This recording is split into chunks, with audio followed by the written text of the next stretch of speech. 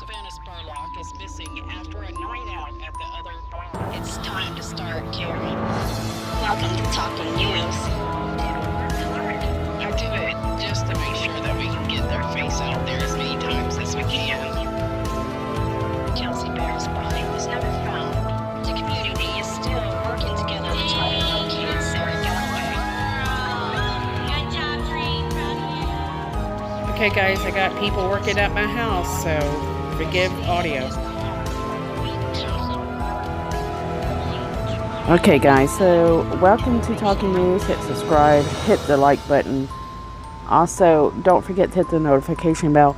But guess what guys, we have some new information coming out on the Casey Jones case.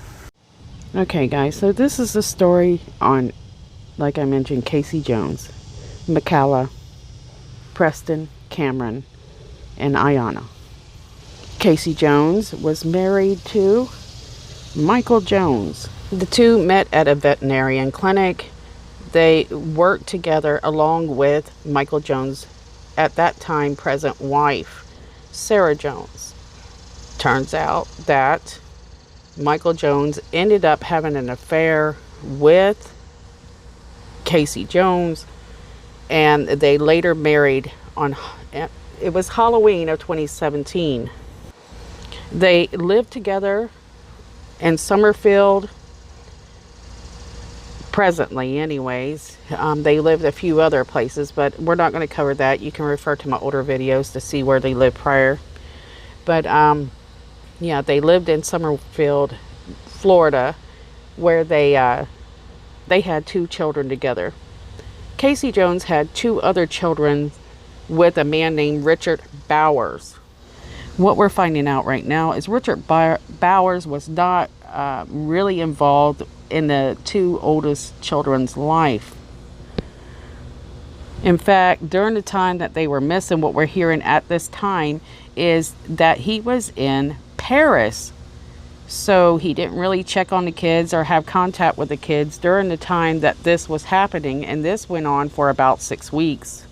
So according to information we're learning right at this moment, and it can change at any time, the family was missing for 6 weeks. It wasn't until the family of Casey Jones realized that something just wasn't right. They thought that they were texting and talking to her, but it was the birthdays that come up in the family that really sparked the red flag. They're saying that Casey did not wish her sister a happy birthday, which was strange. And what was even stranger is she did not post anything about her son's birthday.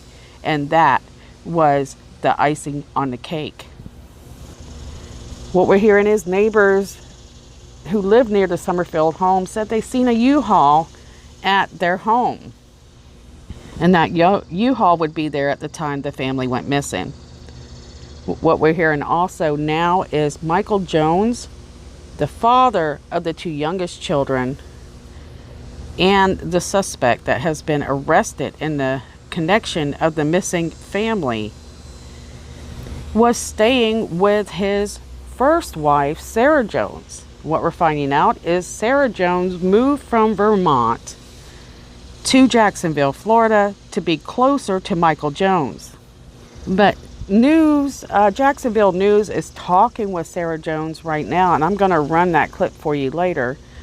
And she's saying that she is devastated and that she is surprised. It's kind of odd, seeming to me, it's odd, and many other people, for the fact that, you know, she kind of moved down with the intentions to kind of, we hear, get back with Michael Jones. So we'll talk about that in a little bit, but it just seems to me, by looking at the family of Casey Jones, guys, if I call her Cassie, forgive me. I don't know why I want to keep calling her Cassie, but Casey Jones, their family seems to believe that she might have knew more. I mean, you can just tell by the way that they're acting that they're very suspicious of her involvement in this case. And I'm sure the investigators will, you know, do their best to try to find out. It just seems to me, after watching the Kelsey Barrett case and a few other cases, you see where women try to play the victim, and they're good at playing victim. So it's very hard to know, but we do know that Sarah Jones did plan to spend more time with Michael Jones by moving to Jacksonville, Florida. To me, that says a lot. And the fact that the family disappeared shortly after she arrived to Jacksonville, Florida, well, I hope the police are turning over every rock. Now, just in case she doesn't have anything to do with it, because you can't know. We are not the detectives. We are not involved with this case. Of course, she's probably facing devastation as well.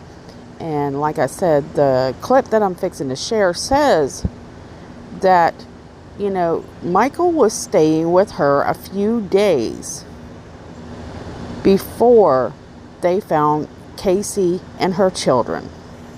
And they found Casey and her children in Georgia. And how they found this family was Michael Jones got into a wreck. And so the east side of Georgia is what I'm seeing here. And so when police arrived to the scene of the accident, they said that Michael Jones was acting strange. He ended up telling them, look, you might want to handcuff me because my wife's body is in the van. Well, other sources say that he quoted, you may want to handcuff me because my wife's body is in the vehicle. So according to police, Michael Jones did confess as to where he put the bodies of the 4 children. He led police to a wooded area not too far away. What we're hearing is it's the Charleston area in Georgia. So police are saying that they suspect that he was on his way to do something with his wife's remains, but they're not certain at this time. However, like I mentioned, he did admit how he took the lives of the 5 family members, the people that he loved at one point. And after watching videos of this family, it's hard for me to grasp him doing this, because he seemed like he loved that family. You can tell occasionally he would get irritated with Casey, especially on the video where he's cutting the wrapping paper.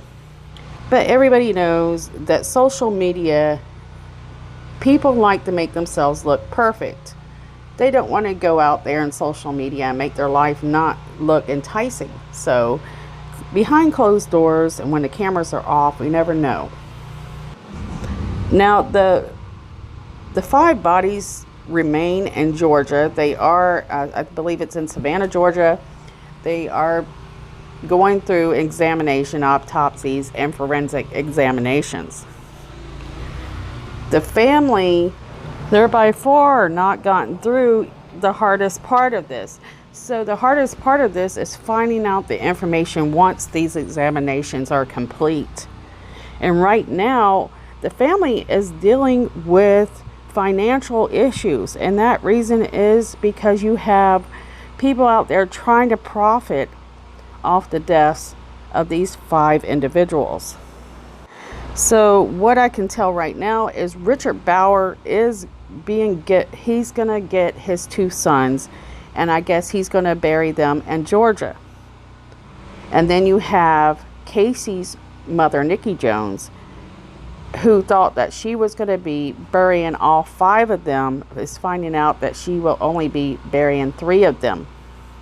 So you have 2 GoFundMes going on, and it's confusing because of the scams people run on the GoFundMes. People don't trust it. I can tell you right now that the Casey's family is struggling right now because of that. They do not even have a penny, hardly, for what they need to take care of these poor children, these victims. Richard Bowers, his GoFundMe, he had listed he needed $200,000. And people are questioning, why in the world would you need $200,000? This is because most funerals cost about $10,000 per person.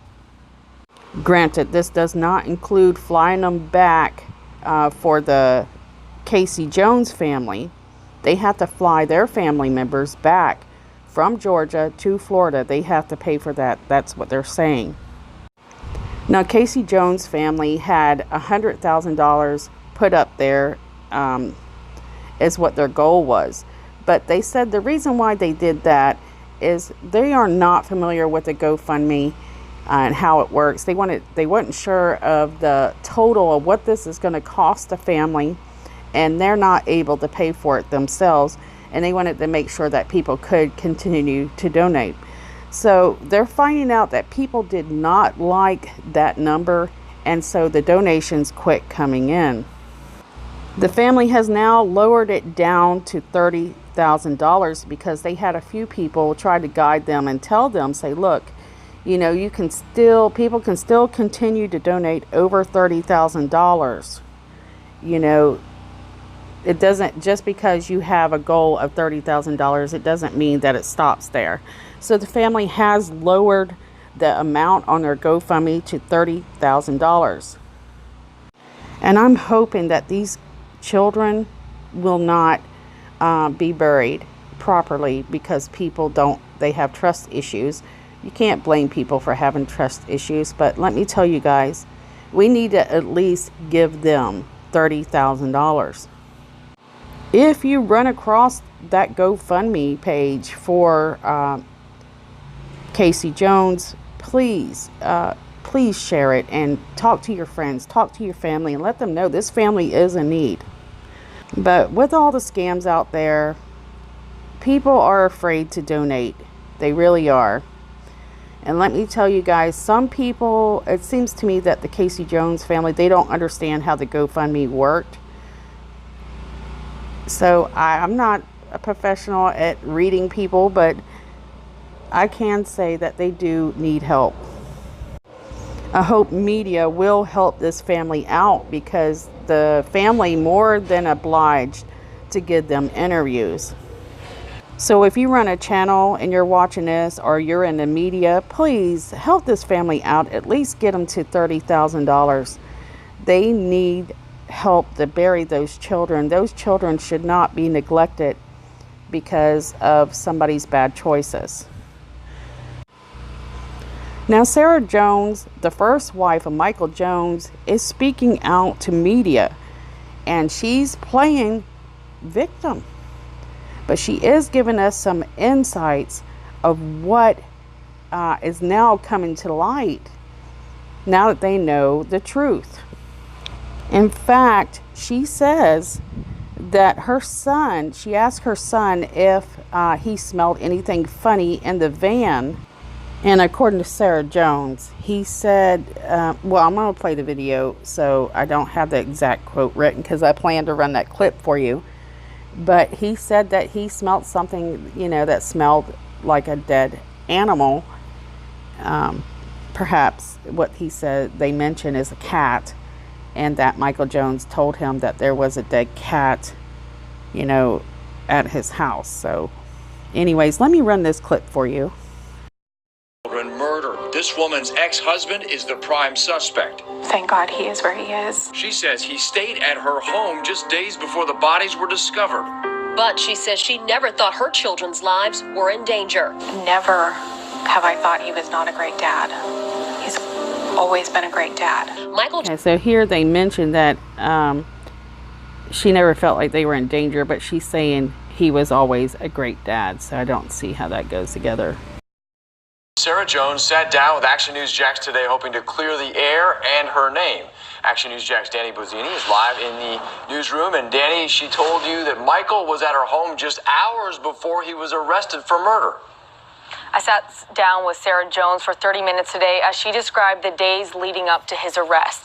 She had just moved to Jacksonville from Vermont in June so that their kids could have their dad back in their lives.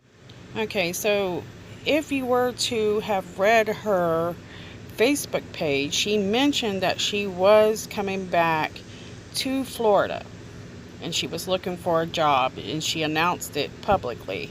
So, you know, she had plans to come back.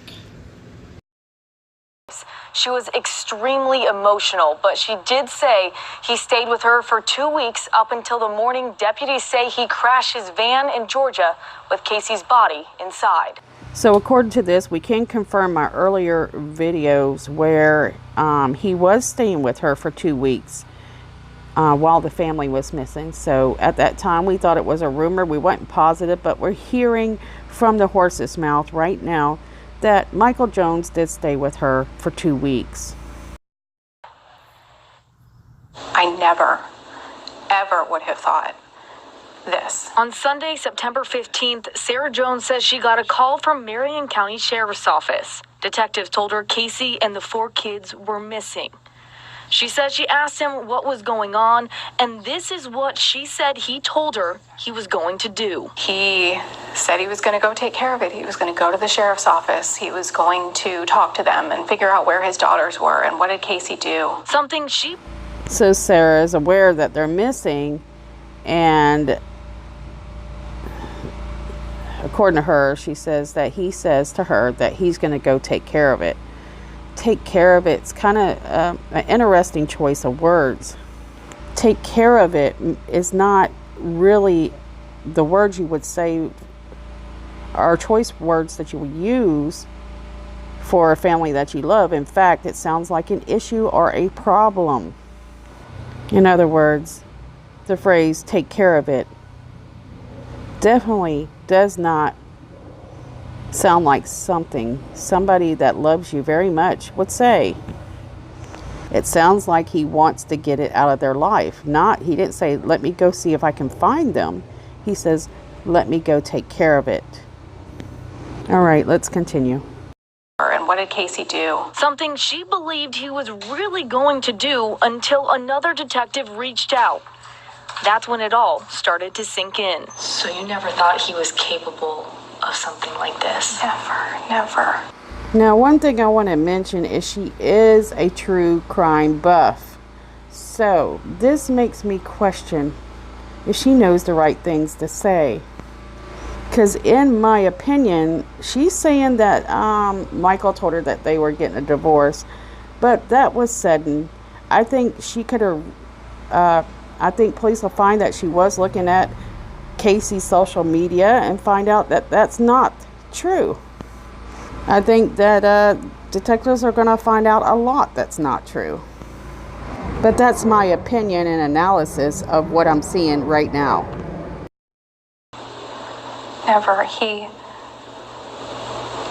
never hurt me physically. He never hurt the kids. He's never laid a hand on anybody, as far as I know. She tells me the most shocking moment was when she asked her oldest child about his dad's van, where deputies believe Michael Jones kept the bodies.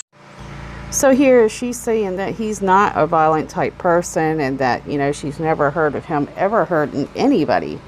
But she also doesn't volunteer information because there's more information where he has been arrested in the past for crimes, theft. So that's interesting. Okay, this is where she asked her son the question about his van. I asked my oldest if Daddy's van ever smelled funny.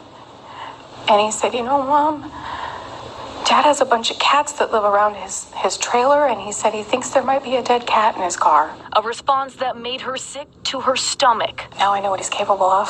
Thank God he is where he is. And I don't have to worry about it. But the fact that he was with my kids for all that time.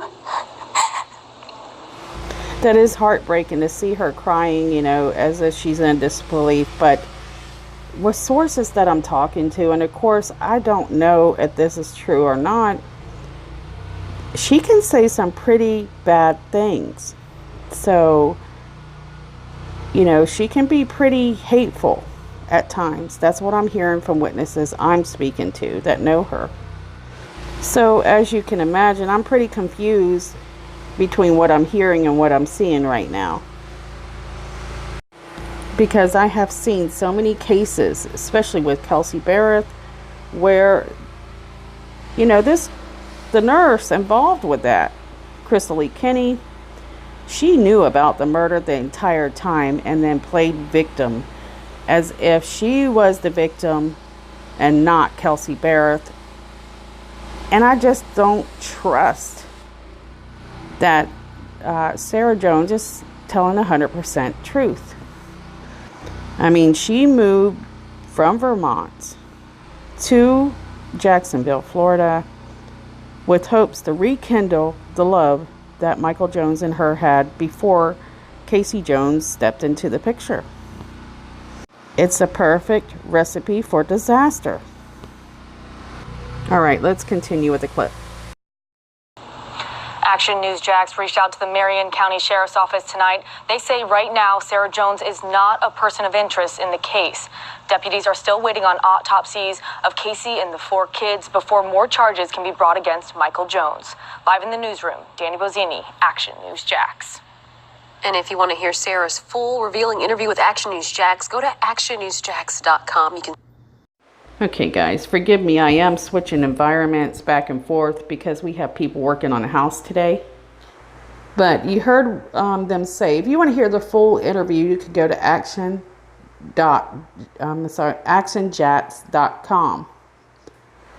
So we are hearing that Michael took the police and the investigators to where he put the bodies of the 4 children. And he seemed to be pretty honest up to the point to where this is where you need to put that red flag up. He will not say what the motive is. And I believe I know why he won't say what the motive is because it has to do with Sarah Jones. That's my opinion, guys, on that one. It's speculation. But that's what I feel. I'm pretty sure a lot of people feel that way. And he doesn't want to bring her down with him. The fact that he was so open at the beginning and then suddenly he's not open when it comes to the motive says something, and it says something isn't right. And I can tell you right now that Casey Jones' family, they are having to see these interviews and they're taking it pretty hard. This isn't easy for them to look at. I feel like they believe that she has a lot more to do with it than she's saying. But that's my opinion. That's what I'm seeing. You know, I'm reading people, how they're acting. I'm seeing it online. I'm seeing it on social media. And I can tell you right now that just they are not happy with where things are going right now. But first thing that they really need help with, guys, and I want to make sure I remind everybody, is they need help with getting those children and their daughter and sister buried. They cannot afford it. They need people's help.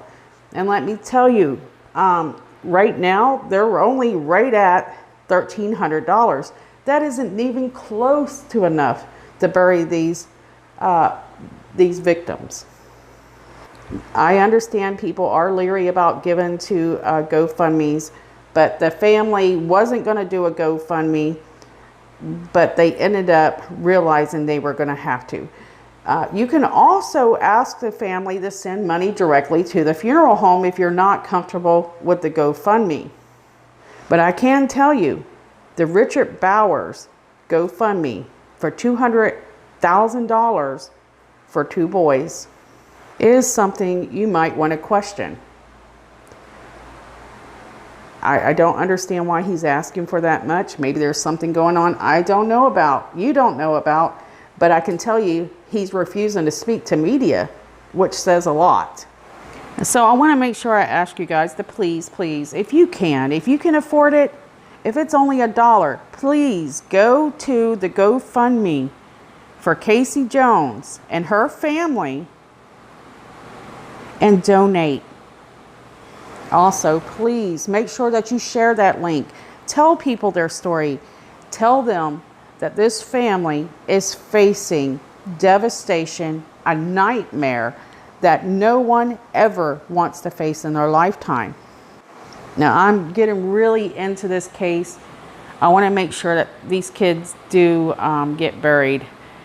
I'm worried about that. Now, they're still waiting on forensics to finish their investigation on the remains of these people. So it should be any time now that we should hear something. And I want you guys to share below. I know that we don't know Sarah Jones, but I do want to know how you feel at this moment with what we know at this time. What do you think her involvement is? Do you think that Sarah Jones knew the whole time that Michael Jones was capable of doing this? Or at least, do you believe that she would help cover up a crime like this? Now, there are some pictures circulating where Sarah Jones has this quote underneath her profile. And it's a quote from a book. Like I mentioned, guys, she is a crime buff. So she's into true crime and things like that. Now, I have no evidence that this is real, but I wanted to share this so you can see what I'm talking about. So here you can see the first quote that she had on under her profile before the Facebook profile disappeared was, "Stay sexy and don't get murdered." Now it's saying, "Stay sexy and don't get murdered. Stay out of the forest. F, politeness." So, you know, there's two things that can be going on with this. Somebody is either making this up and she needs to pay attention to this, or she's just one sick individual. I don't know if you guys are keeping up with the Kelsey Barrett case, but do you remember when an image showed up, supposedly posted by Sheila Frazee, the mother of Patrick Frazee, who is the accused murderer of Kelsey Barrett? According to the Woodland Park police and investigators, they investigated into this post and found out that it was not Sheila Frazee. That, you know, it was just a weird coincidence. So there is a possibility that, you know, I don't know. I mean, you see her picture there and everything, but hopefully the investigators look into that. And if it is fake, whoever made it should get in big time trouble if they did it to try to hurt somebody. But yes, Sarah Jones right now is kind of in the hot seat. And I think she would understand why, especially if she's been a true crime fan. She would understand that her actions really don't look so great right now. It doesn't make her very likable for the fact that she did move from Vermont to Jacksonville, Florida, to be closer to a married man's. Yep. I don't know. It just doesn't look good for her. I mean, it really doesn't. And I understand that casei. Sorry guys, I dropped my mic.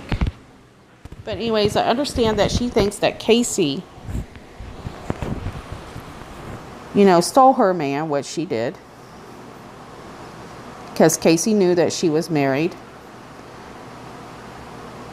And it just seems that this guy's stuck in between these two women who love him. And he has kids with both of these women.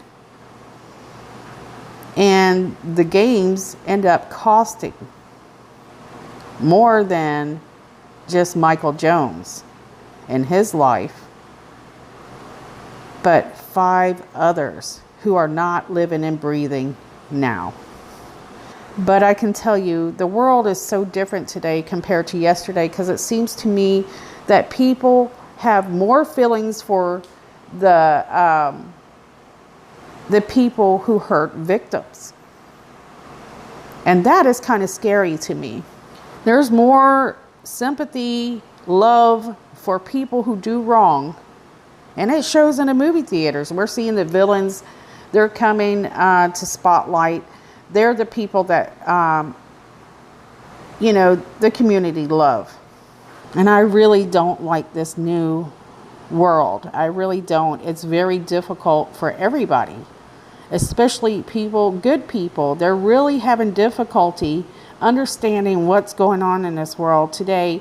They're having trouble adapting and understanding that wrong is accepted and good is pushed away. It doesn't make sense. Now, I know I'm very talkative today. I'm going to go ahead and shut it down here. But before I go, again, I want to say, guys, please help this family. Send $1, send $5, send $100 to that GoFundMe and it's under Nikki Jones. So please help this family out. Share this video, share their information, definitely share their GoFundMe. All right, guys, I appreciate you guys so much. You know I love you more than anything. You guys are the greatest, because I've looked at channels when I used to have time, and I would look under the comments and I would read them, and I would see some of them people are just so ugly. And the people I have on my channel, they're just amazing. I love them. You guys have know how much I really care about you guys. I was absolutely scared to death to start a channel because of how mean people can be. But I have to say, out of everybody, I have the best subs. And I know that they sub to other channels as well. So, but you're amazing, guys. Love you. I'm sending you love and peace. And I'll see you guys soon.